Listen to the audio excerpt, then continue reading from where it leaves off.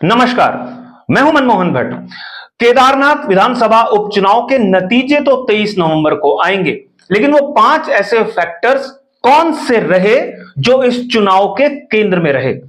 राजनीतिक दल तो इन मुद्दों पर चर्चा कर ही रहे थे, आम जनता भी इन मुद्दों पर खूब चर्चा कर रही थी। 5 मुद्दे में सबसे महत्वपूर्ण मुद्दा केदारनाथ धाम का था। विपक्ष लगातार सरकार पर और बीजेपी संगठन पर आरोप लगा रहा था कि वो केदारनाथ धाम को दिल्ली ले जाने की तैयारी कर रही थी, और जब हल्ला मचा और खूब नाराजगी हुई तो सरकार ने इस पर अपने कदम पीछे खींचे। हालांकि बीजेपी ने अपना कदम, अपना स्टैंड बिल्कुल स्पष्ट रखा। मुख्यमंत्री पुष्कर सिंह धामी ने खुद ही कमान संभाली और इस पर अपनी बेबाक राय रखी और जनता को समझाने की कोशिश की।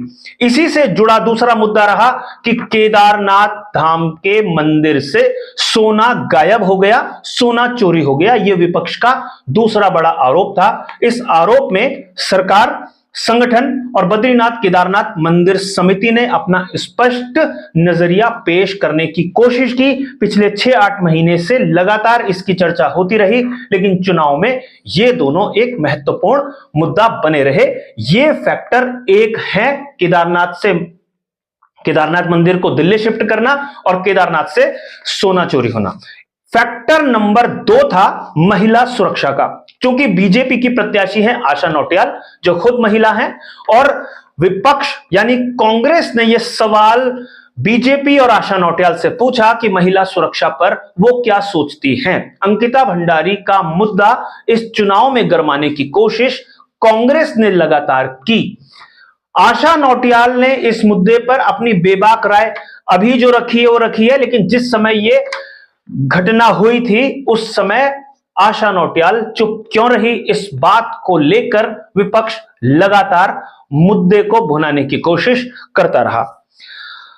तीसरा और महत्वपूर्ण, जो सबसे महत्वपूर्ण फैक्टर था, वो ये था कि केदार घाटी में जो आपदाएं आती हैं और केदार घाटी की आपदा से निपटने के लिए सरकार के क्या इंतजाम होते हैं।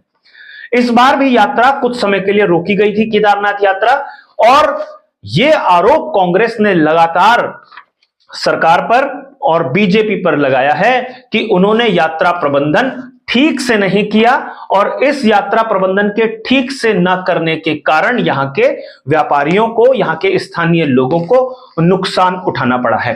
बीजेपी ने इसका पलटवार किया है और उन्होंने कहा है कि जब कांग्रेस की सरकार थी उसके मुकाबले बीजेपी ने बहुत बेहतर तरीके से यात्रा प्रबंधन किया है, समय रहते यात्रा को सुचारू किया है, और खुद मुख्यमंत्री पुष्कर सिंह धामी और प्रधानमंत्री नरेंद्र मोदी यात्रा व्यवस्थाओं को देखते हैं। इसको लेकर तो जो पार्टी के वरिष्ठ नेता हैं वो भी प्रेस कॉन्फ्रेंस करते हुए समय समय पर नजर आए। जो पार्टी के प्रदेश प्रभारी हैं वो भी सरकार का बचाव इसी अंदाज में करते हुए नजर आए कि बेहतर यात्रा प्रबंधन उत्तराखंड सरकार ने किया, मुख्यमंत्री पुष्कर सिंह धामी के निर्देशन में। फैक्टर नंबर 4, यह बहुत इंपॉर्टेंट है। विपक्ष के बारे में खूब चर्चाएं आम गली चौराहों पर हो रही है कि जो एकता दिखाने की कोशिश कांग्रेस ने की है, ऐसी एकता दिखाने की कोशिश कभी कांग्रेस ने, कभी विपक्ष ने नहीं की थी। चाहे वो हरीश रावत हो, चाहे वो प्रीतम सिंह हो, चाहे वो यशपाल आर्य हो, चाहे हरक सिंह रावत हो, करण माहरा हो, गोविंद सिंह कुंजवाल हो, मदन बिष्ट हो और दूसरे भी कांग्रेसी नेता हो, ये सारे के सारे एक मंच पर नजर आए। जो आपसी गुटबाजी कांग्रेस की हुआ करती थी उससे ऊपर ये नजर आने की या दिखाने की कोशिश कांग्रेस ने की कि वो एकजुट है। जाहिर सी बात है ये प्रतिष्ठा का प्रश्न कांग्रेस के लिए है। अपनी आखिरी उम्मीद कांग्रेस की है, क्योंकि लगातार 2 विधानसभा चुनाव हार चुके हैं, लगातार 3 लोकसभा चुनाव हार चुके हैं, स्थानीय निकाय और पंचायत के चुनाव कांग्रेस लगातार हार रही है। बद्रीनाथ विधानसभा के उपचुनाव में जीत हासिल करके कांग्रेस को थोड़ी सी बढ़त मिली, और इसका ही नतीजा है कि कांग्रेस एकजुट होकर केदार घाटी में इकट्ठी हो गई है। नतीजे बताएंगे कि यह कांग्रेस को संजीवनी मिली है या कांग्रेस को कोई फायदा नहीं हुआ है। 23 तारीख तक का इंतजार करना पड़ेगा। इस चुनाव का सबसे आखिरी और एक महत्वपूर्ण फैक्टर यह रहा कि इस चुनाव में सरकार यानी पुष्कर सिंह धामी की सरकार, उनके कैबिनेट मंत्री, सरकार, संगठन यानी बीजेपी का पूरा संगठन और सांसद, ये सारे लोग केदार घाटी में इकट्ठे रहे और इन्होंने अपने प्रत्याशी के लिए वोट मांगे। जाहिर सी बात है, एक पुरानी कहावत है, दूध का जला छाछ भी फूंक फूंक कर पीता है। कुछ महीने पहले जब विधानसभा का उपचुनाव बद्रीनाथ में हुआ था तो भी ये सारे लोग इकट्ठे थे, लेकिन वहां बीजेपी हार गई थी। इसलिए इस बार कोई कमी ना रह जाए, इसलिए ये सारे लोग एकजुट हुए। अब इन 5 फैक्टर्स के इर्द गिर्द ही केदार धाम की, केदारनाथ उपचुनाव की पूरी कहानी है।